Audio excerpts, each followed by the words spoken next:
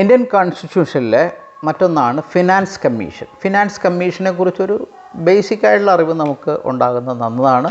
Article 280 ആണ് പറഞ്ഞിരിക്കുന്നത് ഈ ഫിനാൻസ് കമ്മീഷനെ കുറിച്ച് പറഞ്ഞിരിക്കുന്നത്. അതൊരു ക്വാസി ജുഡീഷ്യൽ ബോഡിയാണ്. അതായത് president of India every 5th ഇയറിൽ വയ്ക്കുന്ന ഒരു സമിതിയാണ് ഫിനാൻസ് കമ്മീഷൻ എന്ന് പറയുന്നത്. ഇതിലൊരു ചെയർമാനും 4 മെമ്പർമാരും ഉണ്ടാവും.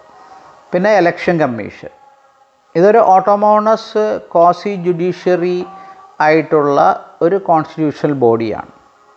It's function is to conduct free and fair election in India. ഇന്ത്യയിലെ എല്ലാ സ്ഥലത്തും ഇലക്ഷൻ ശരിക്കും ഫെയറായിട്ട് നടക്കാനായിട്ടാണ് ഇന്ത്യൻ കോൺസ്റ്റിറ്റ്യൂഷൻ ഇങ്ങനെ ഒരു ക്വാസി ബോഡിയെ നിയമിച്ചിരിക്കുന്നത്. അത് 1950 ജനുവരി 25 ആർട്ടിക്കിൾ 324 പ്രകാരം നിലവിൽ വന്നതാണ്. First election commissioner Sukumar Sen എന്ന് പറയുന്ന ആളാണ്. അയാളുടെ പേര് ഓർത്തിരിക്കണം.